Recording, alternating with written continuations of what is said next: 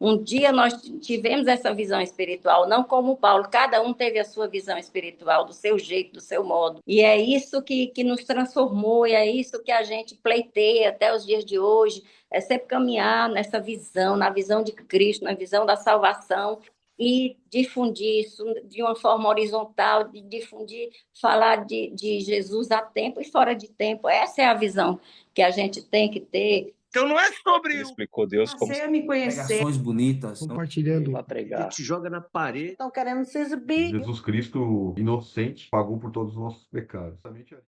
Senhor nosso Deus, Pai amado, louvado e engrandecido seja o teu santo nome, porque, Senhor, independente do que façamos, tu és bom, tu és fiel, tu és galardoador daqueles que te buscam, Senhor, sempre.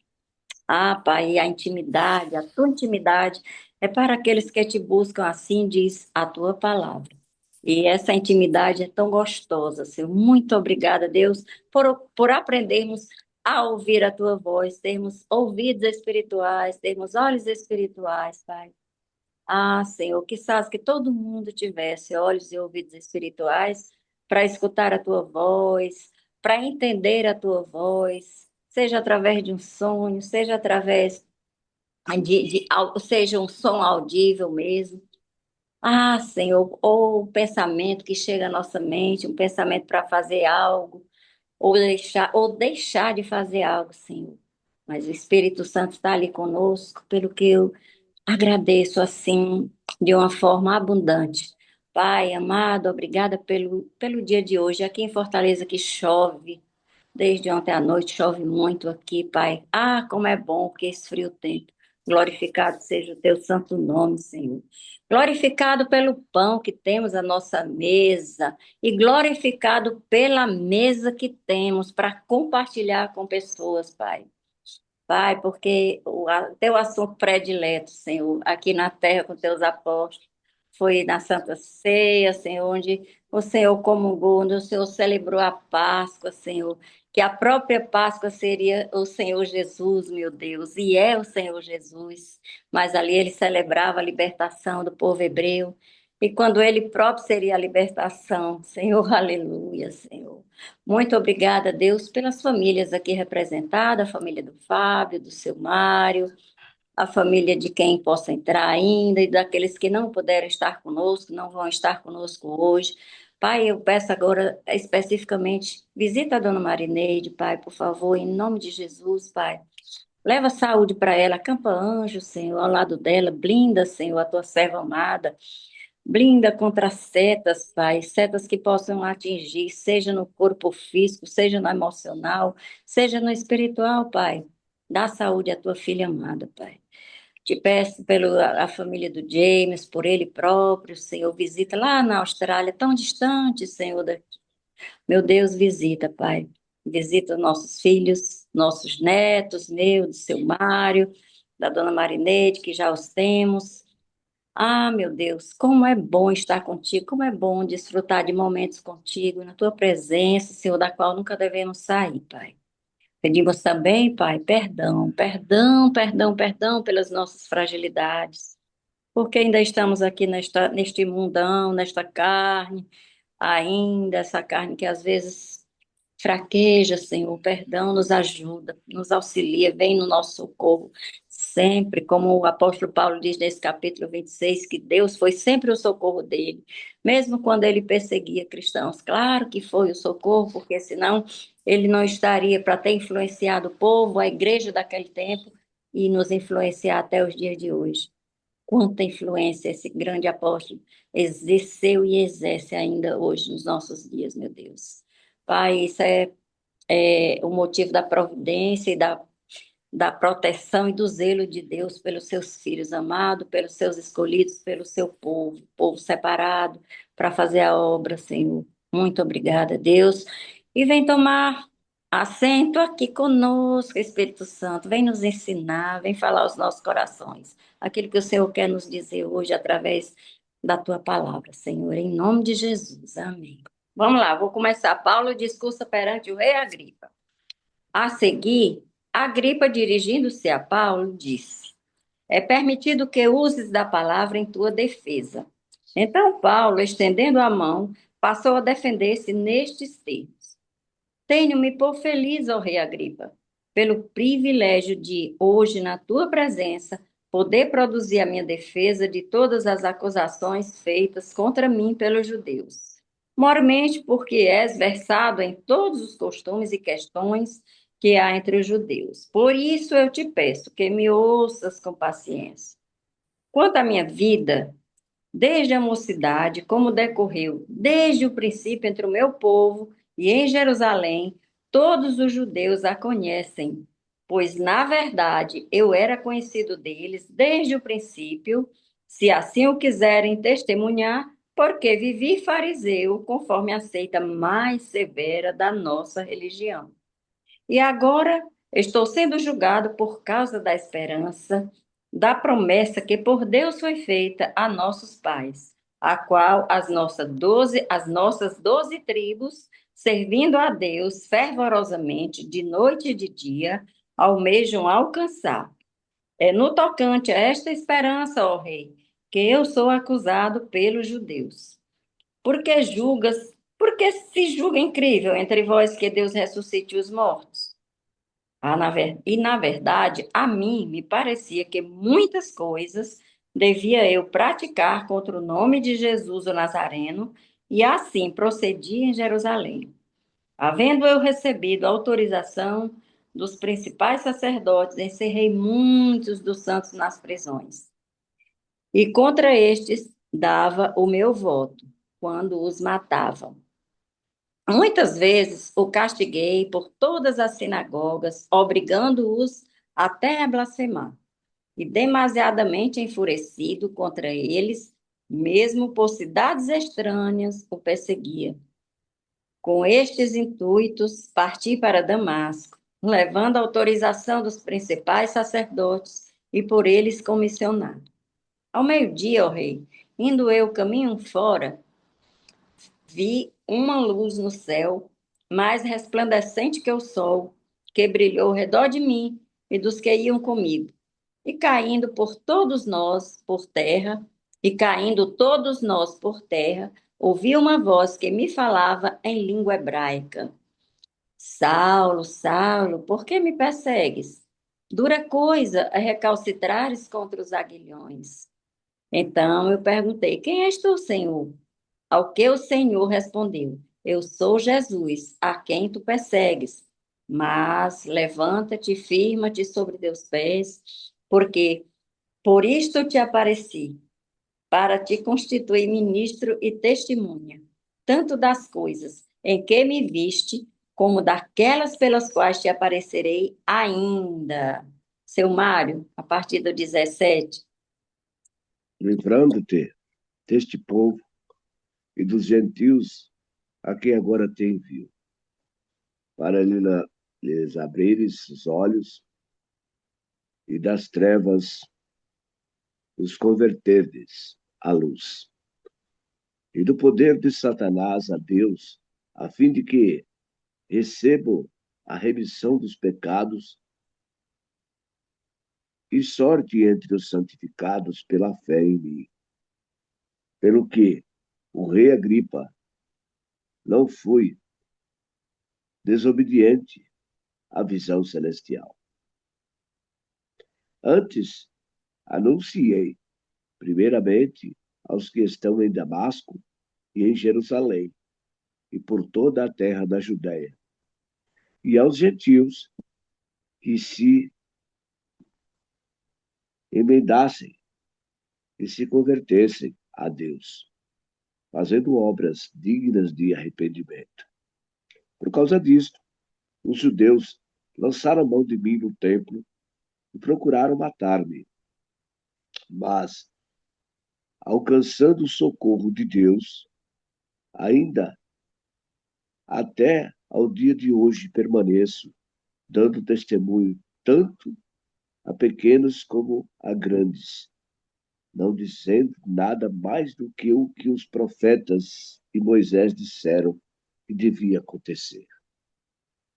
Isto é, que o Cristo devia padecer e, sendo o primeiro da ressurreição dos mortos, devia anunciar a luz a este povo e aos gentios.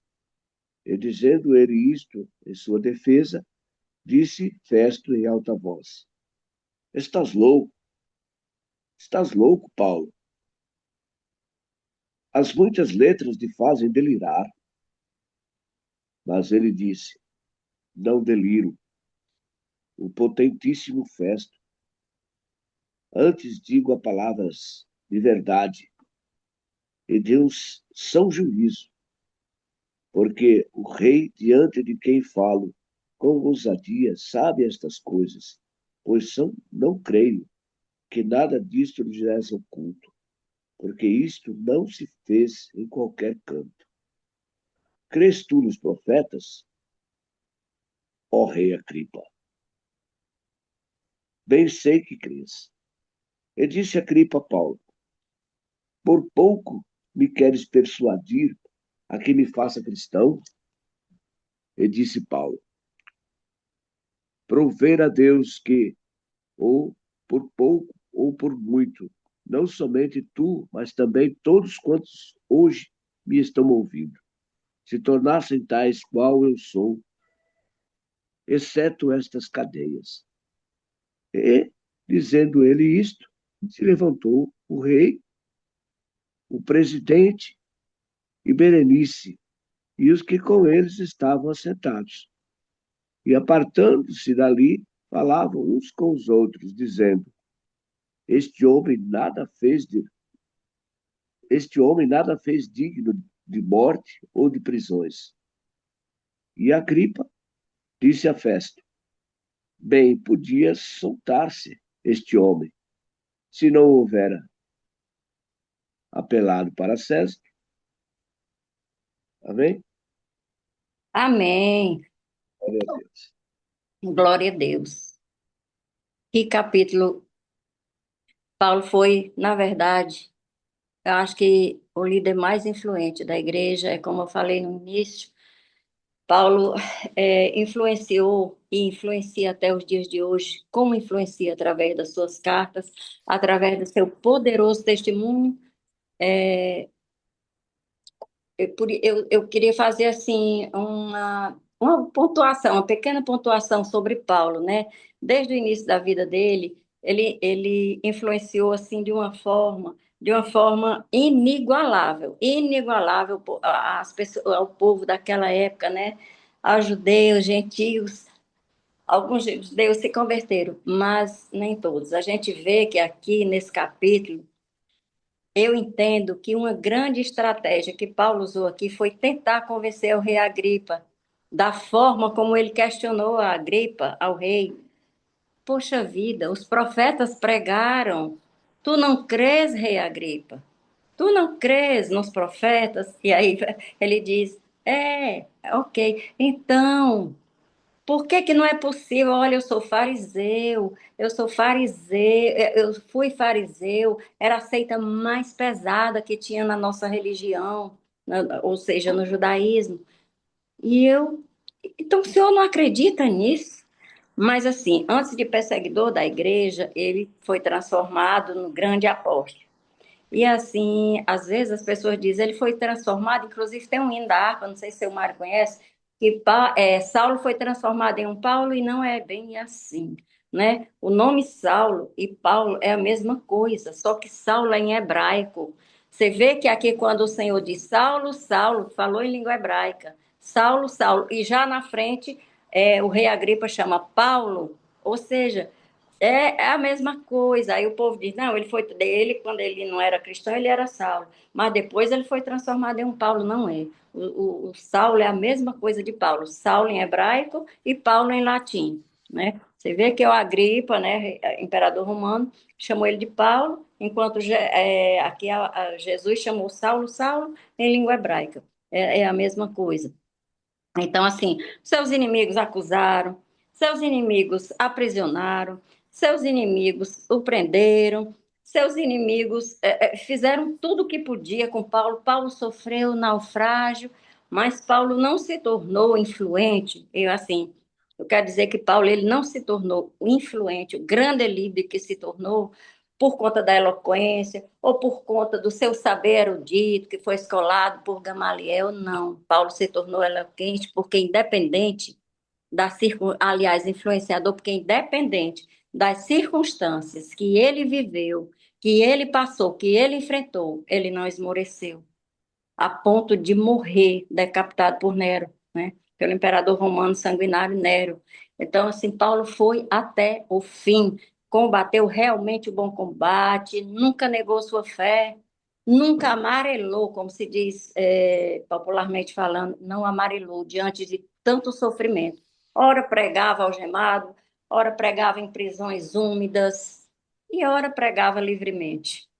Mas o fato é que a maior motivação de Paulo era Cristo, era pregoar o evangelho de Cristo. Porque como quando na chamada dele, né, lá na estrada de Damasco, dura coisa é recalcitrar contra os aguilhões, ou seja, é duro, é inútil resistir à vontade de Deus. Quando Deus escolhe uma pessoa, ele vai até o final. Então vamos aqui para o verso 1, né? Verso 1.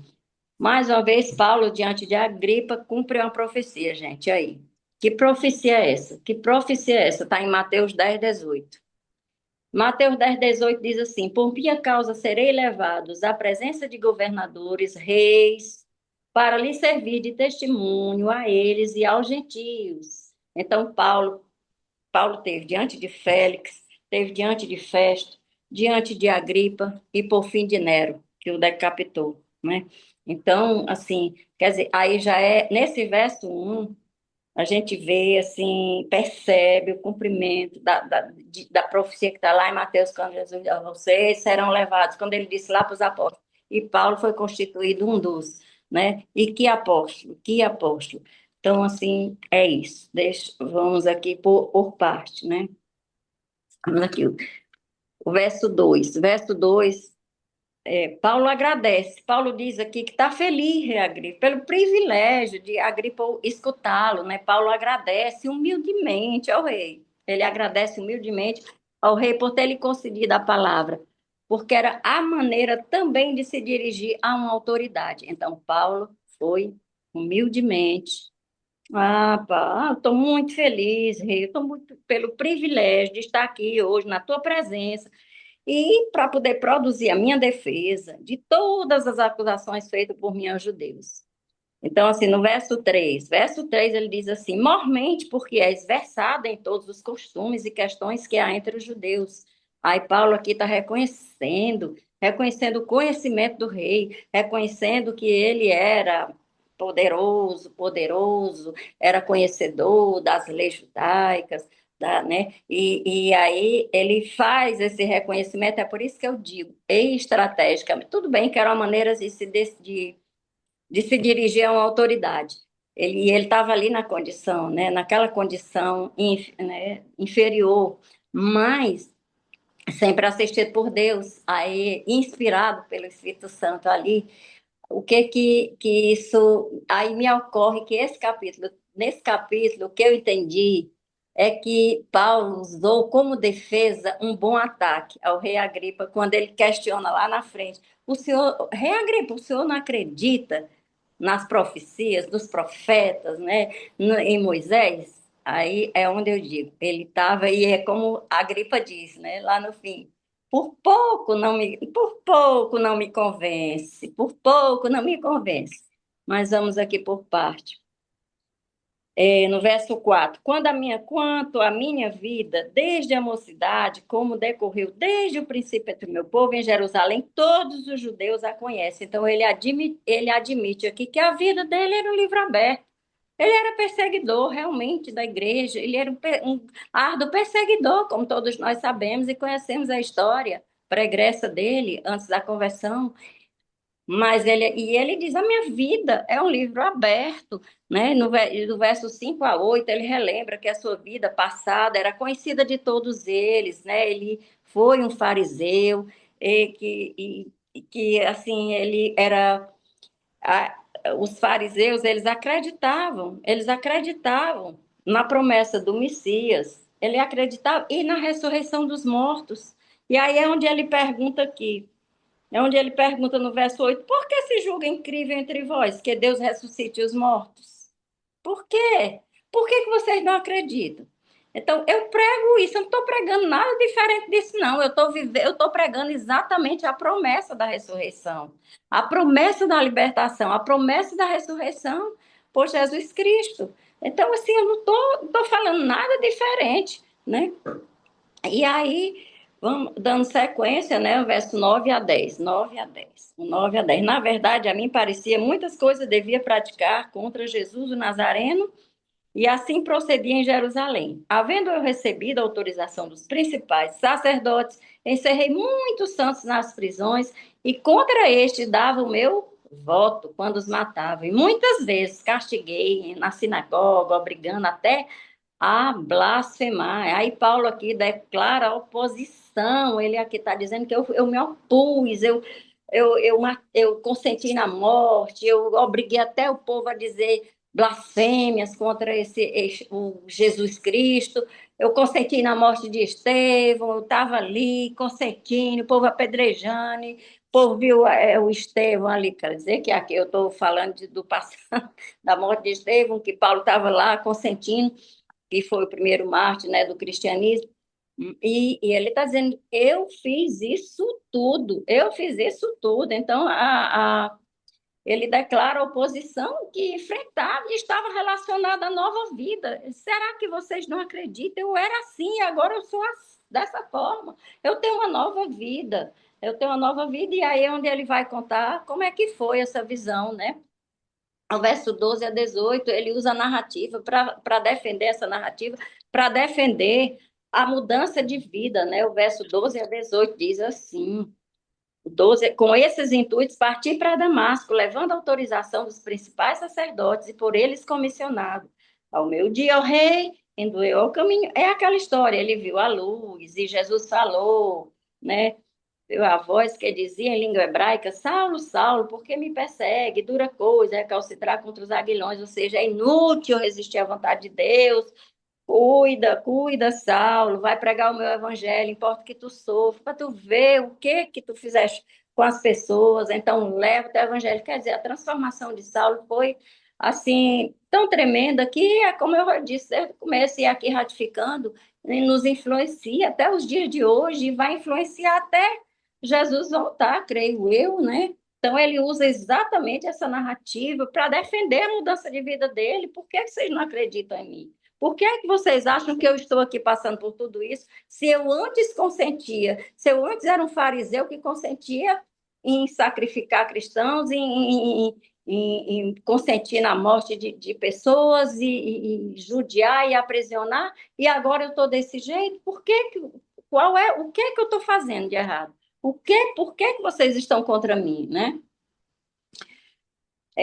Verso 16 a 18, mas levanta-te firma sobre teus pés, porque para isso te apareci, para te constituir ministro e testemunha, tanto das coisas que me viste, como daquelas pelas quais te aparecerei.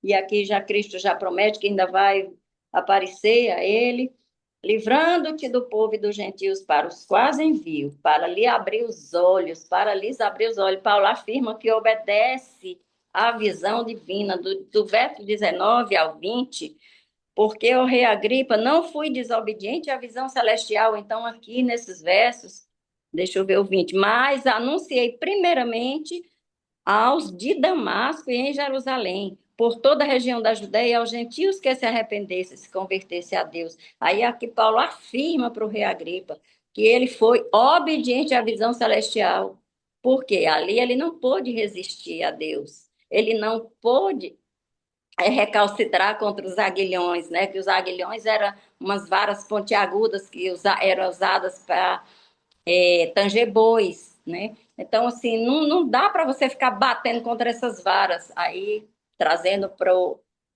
contexto espiritual, não se pode resistir à vontade do Senhor.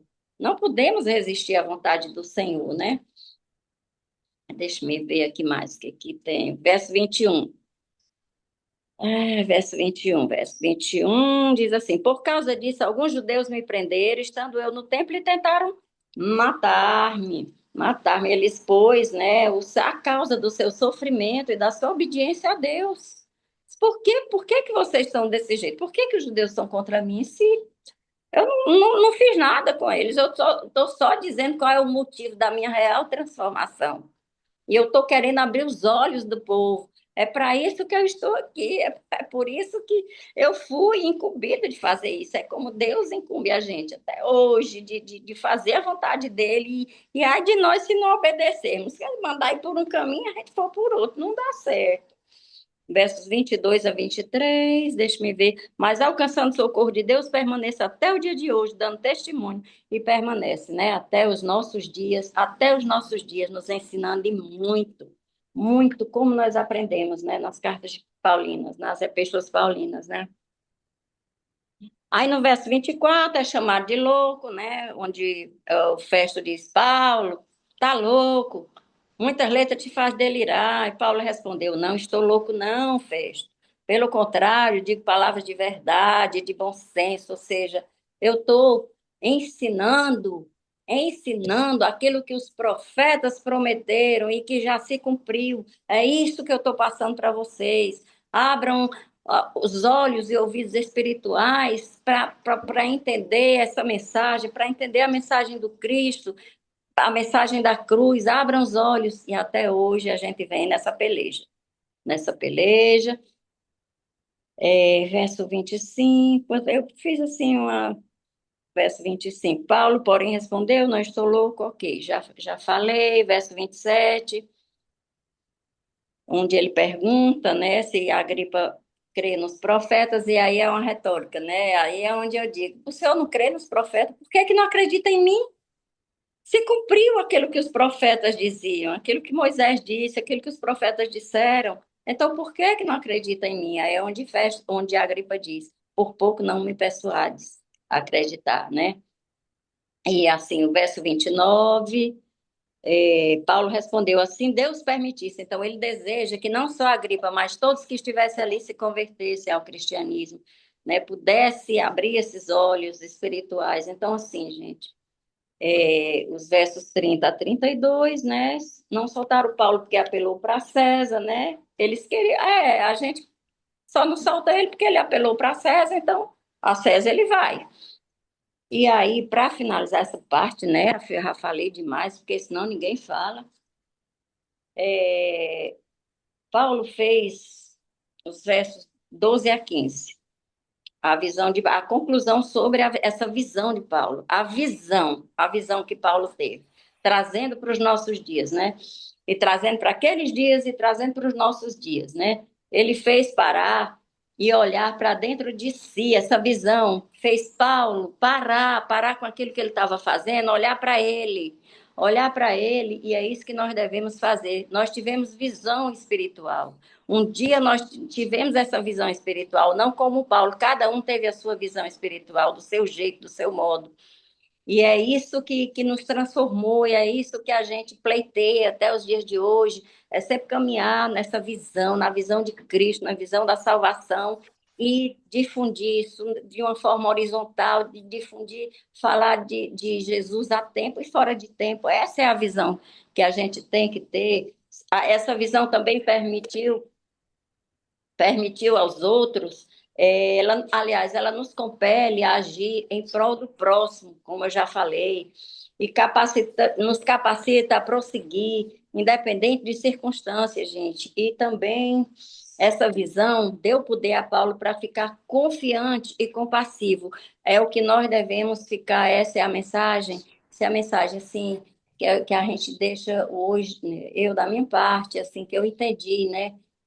De sermos compassivos com o nosso próximo, tirar as pessoas das trevas, ir de por todo mundo e pregar o evangelho a tempo e fora de tempo, a tempo e fora de tempo, não é no versículo de Mateus 28, mas é em outros versículos, pregar o evangelho a tempo e fora de tempo, não perder a oportunidade, é o que a gente deve fazer. Esse é o motivo principal, quão bom é fazer a obra do Senhor, quão bom, como nos satisfaz ampliar a nossa visão espiritual e difundir. Sermos, né, realmente candeia, candeia que é colocada no velador e não debaixo da mesa. É isso, gente. Glória a Deus. Maravilha esse capítulo, né? Capítulo muito bonito. Tem algumas coisas aqui que eu anotei que eu achei diferente aqui, né? Essa expressão que eles usam aqui, né, do versículo 14 aqui, dura coisa é recalcitrares, né? E aí é uma palavra bem, né? Mas eu acho que o entendimento dela é, a dona Lucia até comentou, né, que é bater, né? É como se você estivesse batendo contra os agrilhões, né, que são as pontas, né? Então, assim, como se você estivesse batendo contra algo que você não vai vencer, né? Então, assim, e Jesus trazendo a revelação para Paulo aqui, olha, você está num caminho que né, não adianta não. E depois aqui eu acho que uma outra expressão também que Paulo responde, porque a Agripa, né, o rei Agripa fala para ele, né, hum, que quase se converteu, né, falou, quase virei cristão, né, e aí Paulo responde, né, Paulo responde, assim Deus permitisse, né, que por pouco, né, ou seja, né, por pouco esforço, né, você se convertesse, né, ou por muito, né, também, né? Se tivesse que ser muito, também fosse, né? Então, assim, Paulo, ele já colocando que ele não mediria esforços, né, para que as pessoas pudessem realmente se converter, né? Que fosse por pouco ou por muito, né? E não apenas o rei, né? Mas todos, né? Que hoje ouvem né, se tornassem. E ele ainda cita a questão da cadeia aqui, né? Lucas faz essa referência aqui, né? Exceto essas cadeias, né? Que todas as pessoas fossem como ele, né? Exceto passar pelo sofrimento que ele estava passando, né? Para que as pessoas, né, pudessem ter acesso ao Evangelho, né? Uma coisa muito, muito bonita também. E a conclusão aqui do capítulo, né? Justamente sobre os reis ali levantarem, né? O rei, a irmã dele, o governador ali levantar e conversar com ele. Ó, esse cara aqui, não vejo nada, né? Nem de morte e nem de prisão, né? Se não tivesse apelado a César, podia soltá-lo, né? Engraçado, né? Poderiam ter soltado ali, né? Não era pra ser, né? Podiam ter soltado ele. Pagar uma passagem pra ele lá pra. Bom, acho que ele tinha que falar pra César, né? Fala César. Essas palavras aqui, né? Maravilhoso. Vou abrir aí pros irmãos aí. A gente vê que o que eu achei assim repugnante, versículo 2 que diz assim: Tenho-me por venturoso o rei Agripa, de que perante ti me haja hoje de defender de todas as coisas de que sou acusado pelos judeus. Os judeus acusavam Paulo constantemente, eles não aceitavam, né?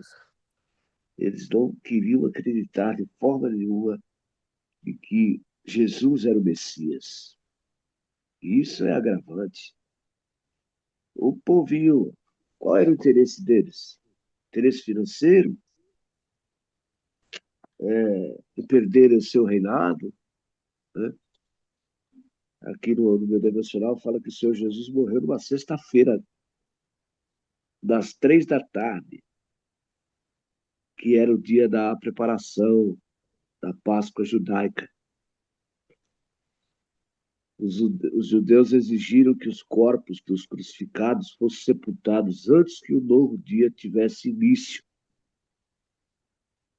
E, isto é, antes das 6 da tarde. Os que prestaram as últimas honras ao corpo do seu mestre foram José de Arimateia, que era um homem rico, né? E Nicodemos. Ambos eram secretamente discípulos do Senhor Jesus. José se encarregou de pedir o corpo ao Senhor para Pilatos, governador romano, Pilatos estranhou que o Senhor Jesus já tivesse morrido e, ao confirmar a morte, permitiu que o seu corpo fosse levado.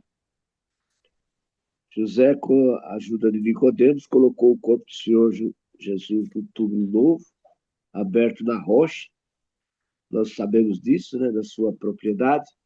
Esse túmulo estava próximo do lugar da crucificação. Envolveram o corpo em lençóis com as especiarias, como de costume dos judeus, e em seguida rolaram uma grande pedra para fechar a porta do túmulo. E se foram. As mulheres que tinham presenciado a crucificação, depois de ver como colocaram o corpo no túmulo, deixaram o lugar. Os chefes religiosos, temendo que o discípulo do Senhor Jesus roubasse seu corpo, pediram permissão a Pilatos para selar a porta da entrada do túmulo. Também colocaram guardas, de modo que o túmulo do Senhor Jesus estava sob máxima vigilância. Então não tinha como, né, alguém inventar uma história de que Jesus não havia sido ressuscitado. Não tinha como ele sair dali. Mas ele saiu. Ele saiu. Ele saiu e se apresentou a Paulo. E Paulo viu e ouviu a voz. Por que me persegues? Sou eu, Jesus, a quem você persegue. Então esse homem, ele sofreu muito. Ele matou, ele permitiu que matasse muitos cristãos antes de ter esse encontro. Mas depois que ele teve esse encontro, ele não teve mais dúvida de que ele tinha uma missão a cumprir. E isso acontece conosco hoje também, porque uma história dessa que vive todo dia, que as pessoas se comprometem, o verdadeiro cristão está toda semana, 2, 3 vezes por semana na igreja, ouvindo a palavra de Deus, se enchendo do Espírito Santo, confessando, chorando, ouvindo, alegrando-se desse nosso Rei, nosso Senhor. Não há dúvida de que nosso Deus existe e que é criador de todas as coisas. Mas, infelizmente, ainda muitas pessoas nesse mundo têm dúvida. Há muitos nestes nesse mundo, porque não se interessam, não têm o desejo de conhecer o Salvador. Infelizmente. Mas nós estamos aqui, amados, para testemunhar de que Ele existe, que Ele vive. E ainda hoje Ele vive e está entre nós. Está com cada um de nós nesse momento. Ele nos presencia. E isso é o que me enche de alegria. É isso que me dá prazer. É isso que me faz levantar cedo, sabe? Isso que é uma preocupação para mim, poxa, já vai dar 7 horas, eu tenho que participar do devocional, eu tenho que estar lá. Eu tenho que, sabe? Eu tenho que me fazer presente. É por Ele, é para Ele, todas as coisas. Amém, irmãos? Indo aqui o que foi? Vocês falaram, e é aqui um pouco atrasado hoje, mas esses textos de Paulo, eles falam muito forte, né? E é um testemunho pessoal, né? Porque normalmente ele está falando para as igrejas, para as igrejas, para as igrejas, para as igrejas, mas você pega aqui, aquele texto em Gálatas, aqui, né? Esses 3 ou 4 versículos aqui, Lucas citando, né? Algumas coisas mais pessoais, assim, do apóstolo, né? E no verso 11 do capítulo 23, só relembrando, a gente já passou por eles, né? O Senhor falou para Paulo, né? Na noite seguinte, o Senhor, pondo-se ao lado de Paulo, disse: Coragem, pois assim como você deu testemunho a meu respeito em Jerusalém, é necessário que você também testemunhe em Roma. A partir do momento que Paulo ouviu aquela palavra, né, ele descansou, né? Ele falou assim, bom, tá bom, se eles querem me manter preso aqui, eu vou preso e apelo para Roma, né? Como disse ali o texto e como disse o Fábio, né? Por duas ou três vezes os homens do poder ali disseram que, olha, se ele não tivesse apelado para Roma, a gente poderia liberá-lo, né? Eu falei, mas o plano, no final das contas, não era esse, né? O plano era realmente ele ir para Roma, né? Então, eu acho que Paulo, ele tinha missão de vida, né? Para ele, a fé era uma missão de vida.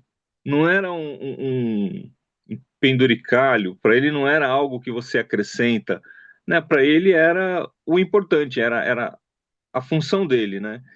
Então, a missão de vida de Paulo era propagar as boas novas do Evangelho. A missão de vida de Paulo era a razão pela qual ele acordava de manhã, pela qual ele dormia à noite, pela qual ele vivia, pela qual ele comia. Ele não tinha outro assunto, ele não tinha outra coisa, ele não sabia falar sobre outro negócio, né? E, e eu acho que a grande diferença que nós vemos em relação a outros comportamentos, né, é que a pessoa não tem o evangelho como uma missão de vida. Para ele, é um adereço, é essa palavra que eu procurava, né? É um adereço, não é o principal do negócio, né?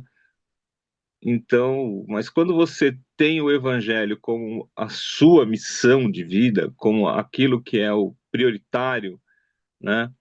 É você saber que você um dia não estava nesse planeta, mas um dia você foi colocado e um dia você vai sair desse planeta e você vai ter um encontro com a divindade, que você vai ter um encontro com o sobrenatural, que você vai ter um encontro com Deus. Então você se preocupa, né? Você fala assim, deixa, eu tenho que garantir minha passagem aqui, né? Para poder passar para o outro lado. Então, isso era muito vibrante na vida de Paulo, né? E a pergunta que faziam lá atrás, né, quando a gente começou na fé cristã, havia uma exigência de renúncia para uma série de coisas. Talvez fosse exagerado, talvez as pessoas pegassem mais pesado, certeza, né? Mas havia essa urgência, né? Esse ensinamento de que se você é cristão, você é multiplicador deste evangelho, né? Para a questão de emprego, para a questão do casamento, para a questão da vida diária, para a questão da sua convivência com seus vizinhos, as pessoas vão olhar em você e vão ver Cristo representado. As pessoas vão olhar em você e vai pô, ali, eu sabia que ali tinha alguma coisa diferente, eu não sabia o que era, mas ou então a pessoa já para e já perguntava direto, né? Você é evangélico, né? Por quê? Porque tinha uma coisa diferente, né?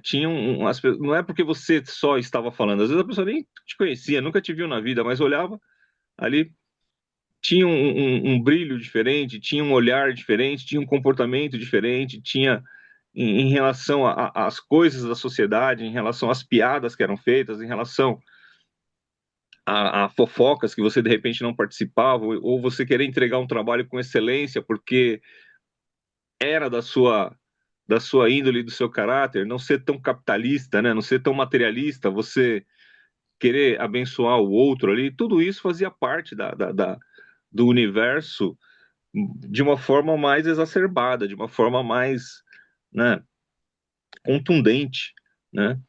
E Paulo tinha isso, né? Você vê lá o Agripa falando para ele, né? Ele é tão empolgado, né? E ele só estava dando testemunho, ele não estava nem falando ainda de outras coisas, né? Ele estava dando testemunho. E o rei Agripa, como a gente comentou no estudo passado, ele vem de uma descendência, né? Que era daquela região, que estava acostumada a lidar com os judeus. E eu fico pensando aqui, né? Os textos estão no Novo Testamento, mas esse assunto devia correr a boca pequena já naquela época. Eu não sei se o Agripa, né? Qual que era a visão que ele tinha do nascimento de Jesus. Porque a Bíblia, o Novo Testamento, fala que os reis magos foram até ele, falam que foram até Herodes, que era o bisavô dele ali, né? O tataravô dele, não me lembro exatamente a sequência ali, mas será que ele lembra disso? Será que ele soube em algum momento que aqueles meninos que foram assassinados lá, que o avô dele, o bisavô dele lá assassinou, é porque ele estava querendo matar um rei, que no final das contas o rei era aquele Jesus. Será que ele sabia disso, né? Então a gente não sabe, a gente especula, né?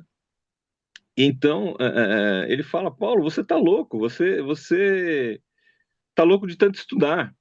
Então as pessoas hoje é muito comum, né? A gente fala assim, não, cara, a religião é um dos aspectos da sua vida. A religião é um adendo. Você vai ter ali a sua família, você vai ter ali o seu trabalho, você vai ter a sua religião, mas é uma coisa mais privada, é uma coisa para dentro do seu quarto, né? Então, haviam testemunhos da pessoa, você perder emprego às vezes porque você era um cristão, porque você teria que fazer algumas coisas naquele trabalho, ou porque a pessoa achava que você ia fazer culto no meio do seu trabalho, né? Então era um comportamento diferente. Outros já preferiam contratar a pessoa que tivesse algum tipo de fé, porque ele sabia que se a pessoa tivesse ali algum tipo de fé, ele teria um comportamento que seria mais alinhado com o que ele estava pensando. Mas eu acho que é uma reflexão interessante para cada um, né? Parar e pensar assim, peraí, em relação a mim aqui, em relação à minha fé, o que dizem os outros a respeito de mim? Qual é a impressão que eu passo? Qual é a impressão que se tem a meu respeito, né? Então, acho que é um pensamento interessante. Não perguntar, né? Chegar na pessoa e perguntar, não, mas você prestar atenção. Você falar, será que a pessoa pega um pouco mais leve? Será que as pessoas vêm buscar conselho? Quando elas conversam lá entre elas, qual que é de que forma que o meu nome é citado? Será que quando as pessoas sabem que eu sou cristão, elas falam assim, ah, não, mas era meio evidente, não, estava meio na cara. Ou fala que, ou né, elas ficam surpresas, falam, quê? Como assim? Né? Então, Paulo, todo mundo sabia, né? Botava o olho nele. 5 minutos de conversa, a pessoa já sabia. Então, esse transbordo, né? A gente nota muito claramente nas pessoas que têm essa paixão, né? Que têm o evangelho como razão de viver de fato, que não é só um pêndulo, que não é só um penduricalho, que não é só um algo a mais ali. Esse texto do recalcitrar contra os aguilhões, ele é interessante, né? Porque aportuguesado, né? Abrasileirado, por assim dizer, ele virou dar murro em ponta de faca, né? Então, o recalcitrar é um movimento repetitivo, o aguilhão é uma ponta de lança, e, e aí ele diz, né? Duro te é recalcitrar contra o aguilhão. E aqui a gente diz para as pessoas: meu, você está dando murro em ponta de faca, velho. Não vai produzir nada isso aí, você só vai se machucar, não vai ter benefício nenhum. Né, você devia parar de fazer isso aí. Que Paulo, né? Ele cita, né? Paulo não, né? O próprio rei, né? Quando ele fala, Paulo, por pouco você me convence a me tornar um cristão, não só pelo conteúdo, mas acho que pela convicção dele, né? Ele pregava com convicção. O interessante para concluir aí, né? É que se você pegar as religiões do mundo, o ser humano ele é religioso, né? Em todo lugar do planeta, você vai ver que a pessoa ela serve a uma divindade. Foi assim nos impérios passados, foi assim lá no Egito, foi assim na Grécia, foi assim em Roma, foi assim lá os primitivos, né? Na África, na Suméria, é assim nos dias de hoje. Cada qual vai encontrar uma divindade. Então o homem ele se reconhece, né, como muito pequeno, né? Ele sabe que ele não é o Todo-Poderoso, né? Ele sabe que tem que ter alguma coisa para cima dele, porque a natureza testifica, né, a existência de Deus, né? Tudo é muito grande, tudo é muito incrível, né? Tudo é muito perfeito. E essas pessoas, quando elas pregam a fé delas, elas também são perseguidas, elas também sofrem naufrágios, elas também deixam muitas coisas da sua vida para poder pregar a respeito dessa fé. Quando ela é governo, ela persegue a fé dos outros. E é tudo muito igual, né? Porque o ser humano, ele tem alguma coisa na essência dele, né? Mas o que muda na nossa fé, realmente é Cristo, né? O diferencial do cristianismo é Cristo. é o fato dele ter vindo do Pai, ter se sacrificado por nós sendo ainda pecadores, e ele ter ressuscitado e ele estar à direita de Deus, e é um Deus que ele quer, claro, obediência, ele é um Deus que ele quer essa, essa fé que muda comportamento, né, da nossa parte, mas ele é um Deus que se sacrificou por nós, né? O grande diferencial do cristão, né? Estou ainda, né? Me mandaram um vídeo de um pai de santo dando uma entrevista e tal, e aí eu tô ouvindo, né? Tô ouvindo aos poucos aqui, e ele diz que ele é um pouco contrário à ideia do religare, né? Da religião, que seria isso, religar com a divindade, religar com o universo, religar com o Todo-Poderoso. Ele é um pouco contrário sobre isso. Mas essa é a essência do cristianismo, né? Que o Senhor Jesus, ele veio para fazer aquilo que ninguém poderia fazer que não fosse ele mesmo, né? Livrar o mundo do pecado, livrar as pessoas daquela pena que foi imposta e que nenhum homem poderia tirar, e o sacrifício de cruz que ele fez quando não precisava, né? Era só estalar o dedo ali ou acabar com tudo e começar tudo de novo, né? Mas não, né? Então, essa é a questão do evangelho, essa é a questão do cristianismo, como disse Paulo, como disse o Mário, né? Eles colocaram soldados, eles olharam, eles tomaram conta. Então, o corpo não foi roubado, né? A ressurreição é o ponto central da fé cristã, né? Eu brinco, eu tenho um ditado meu, né? Eu que falo em relação à minha vida, eu falo assim, cara, se Deus não existisse, eu teria que inventá-lo, porque sem Deus não dá.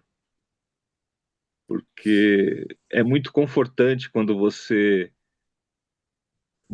dobra o seu joelho ali, né? Quando você está naquele seu momento, que você vai ali orar e que você se derrama na presença de Deus e que você chora e que você tem uma palavra revelada e que você sente a presença do Espírito Santo.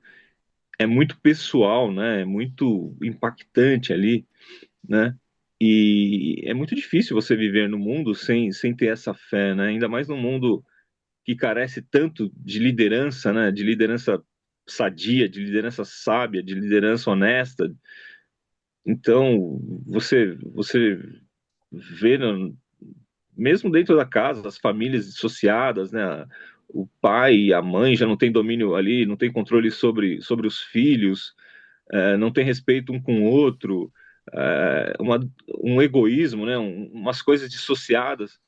Mas quando você conhece Jesus, quando você chega no Senhor, que você dobra o seu joelho ali, a sua rebeldia acaba, o mar revolto, ele vira um mar tranquilo, e você tem ali uma unção, e você tem um conselho, e você tem uma palavra.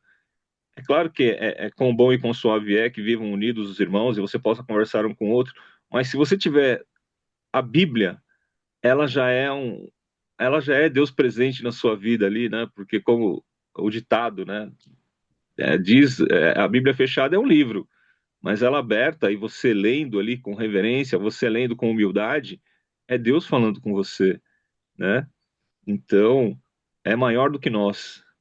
Então, às vezes a pessoa fala, o cara só fala de Deus, o cara é isso, o cara aquilo outro, e não sei o quê, o Paulo quer isso, aquilo outro. Mas Paulo, ele se coloca de uma forma humilde, ele se coloca de uma forma menor, ele se coloca de uma forma pequena em relação à fé dele. Por isso aqui vale a pena sofrer naufrágio, por isso aqui vale a pena eu apanhar, por isso aqui vale a pena né, doar a minha vida. Por quê? Porque eu sei que o meu Redentor vive. Porque eu sei que essa esperança ela é eficaz. Porque então era por isso que ele suportava. Ele suportava porque ele acreditava, ele suportava porque ele cria, ele suportava porque era a verdade, né? Então a Bíblia é um livro que foi provado pelo tempo, né? Independente das maldades, das mazelas que os governos, que os líderes da igreja fizeram por vontade própria, que eles fizeram por interesses mesquinhos, né? Independente disso, só a Bíblia, só a Bíblia.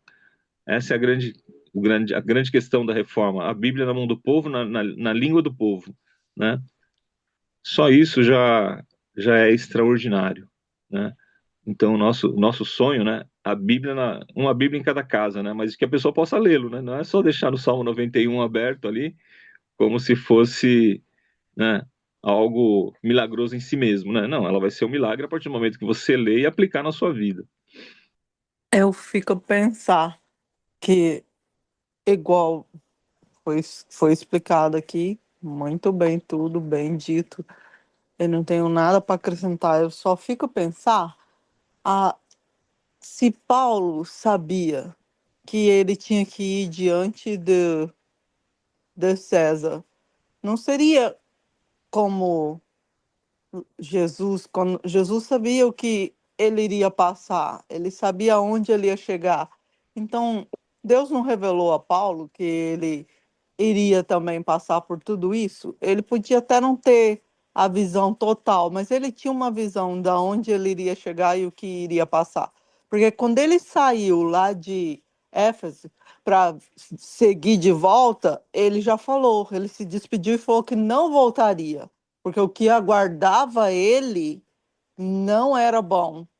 Então, eu penso que ele sabia o que ele iria passar, que ele não tinha a visão toda, talvez, mas ele sabia, ele já estava avisado. Ele era uma pessoa que por onde ele passava, até ele, a capa dele curava as pessoas. Como que essa pessoa não podia influenciar ou trazer? Eu acho que onde ele chegava, o espírito já enchia, porque se na capa dele ali já curava as pessoas, então quando ele entrava para falar com uma pessoa, igual esse um que falou, você quase me, o Cristo lá, quase me convenceu, mas não. E ele sabia que ele não ia convencer pela outra conversa dele, porque Deus já deveria ter dado tudo para ele, deveria ter falado tudo. Eu gosto de pensar assim porque me faz sentido, entendeu? Porque ele era uma pessoa tão conectada a Deus que a presença dele curava, a capa dele curava, somente a capa. Então, como essa pessoa chega a esse ponto de ser preso, entendeu? De morrer decapitado, era porque ele sabia, era porque ele era obediente, era porque ele obedecia. Não acha? Com certeza. Ele se faz presente. E aquilo que eu disse, ele se faz presente. Ele está no meio de nós. Ele está aí com você. E quando se abre a boca para falar de Jesus, é diferente. Quando a gente se reúne na igreja, na célula, ou se fala em qualquer lugar, na praça, algo diferente acontece. As pessoas são impactadas, porque a pessoa não está falando de si, está falando de um ser supremo. Ele vive, está no meio de nós. Senhor Jesus, Pai amado, Senhor, gratidão, Pai, pelo dia de hoje, Senhor, toda a honra, toda a glória, Senhor, todo o louvor a Ti, Senhor. Obrigado, meu Pai amado, obrigado, Senhor, pela Sua presença, Senhor, obrigado, Pai, por o Senhor estar aqui conosco, Pai, revelando, Pai, a nossos olhos, Pai, revelando o nosso coração, Pai, aquilo que o Senhor quer, Pai, que nós possamos entender, Senhor, que nós possamos praticar, Pai, exercitar, Pai, essa palavra, Senhor, no nosso dia a dia, Senhor, que as pessoas possam, Pai, reconhecer, Pai, através do que o Senhor tem feito na nossa vida, Pai, quão grandioso, Pai, quão poderoso o Senhor é, Pai. E isso possa transbordar, Pai, no coração de outras pessoas, que essas pessoas também sejam alcançadas, Senhor. Que nós possamos, Pai, cada vez mais, Senhor, nos inclinarmos a Ti, Pai, e reconhecer, Pai, a nossa dependência, Senhor. E sermos gratos, Pai, pela provisão, Pai, sermos gratos, Pai, pela Sua misericórdia, Pai, sermos gratos, Pai, pelo que o Senhor fez, Pai, por nós, Pai, por cada um de nós naquela cruz, Senhor, permitindo, Pai, que nós pudéssemos nos religar, Senhor, contigo, Pai. Obrigado, Senhor. Obrigado, Pai, pela oportunidade, Pai, de termos o Espírito Santo no nosso coração, Senhor. Nós sabemos, Pai, que nós temos esse Espírito Santo, Pai, dentro de nós, Pai, de forma gratuita, Senhor. O preço o Senhor pagou, Pai. Tudo a culpa, Pai, tudo o sacrifício, Senhor, o Senhor pagou, Pai. E hoje nós temos aqui, Pai, de maneira, né, acessível, Senhor, essa oportunidade, Pai, de carregar a Ti, Pai, dentro do nosso coração todos os dias, Senhor. Continue nos guiando, Pai, continue nos orientando, Pai, continue nos dando discernimento, Senhor, no nosso dia a dia, Pai, no nosso falar, no nosso andar, Pai, no nosso fazer, Senhor. Que nós possamos, Pai, ter clareza, Senhor, sobre aquilo que o Senhor quer, Pai. E coragem, Pai, humildade, Pai, para obedecermos, Pai, a todo momento, Senhor, aquilo que o Senhor revela aos nossos corações, Senhor. Gratidão, Pai, pelo cuidado com os nossos familiares, Pai. Gratidão, Pai, pelo cuidado com as nossas vidas, Senhor. Gratidão, Pai, pelo cuidado, Senhor, que o Senhor tem dado, Pai, pelos nossos governantes, Senhor, que o Senhor traga, Pai, discernimento, Pai, para que eles possam fazer o que é certo, Pai, o que é correto, Pai, conforme a sua vontade, Senhor. Olhe pelas crianças, Pai, olhe pelas famílias, Pai, olhe pelos soldados, Senhor. Olhe pelas pessoas, Pai, naquela guerra, Senhor. Olhe por tudo que tem acontecido ali, Senhor. Que o Senhor traga conforto, Pai, às famílias que têm perdido pessoas, Pai, que têm perdido seus bens também, Senhor. Olhe, Pai, por cada um deles, Pai. Toma conta, Senhor, tanto do lado de Israel, Pai, pelo lado do Irã, Senhor, dos Estados Unidos, tantas outras pessoas ali, Pai, naquela região, Senhor. Que a paz, Pai, a sua paz, Pai, a sua paz, que o Senhor, Pai, o Espírito Santo, Pai, seja transbordado no coração deles, meu Senhor. Gratidão, Pai, que nós tenhamos uma semana abençoada, Senhor, que nós tenhamos um dia maravilhoso, Pai, na Sua presença, Senhor, agora e para sempre, Pai, eu te agradeço. Em nome de Jesus. Amém, Senhor. Amém. Então não é sobre Ele explicou Deus como Passei a me conhecer. Pregações bonitas. compartilhando. Para pregar. Te joga na parede. Estão querendo se exibir. Jesus Cristo, inocente, pagou por todos os nossos pecados. Justamente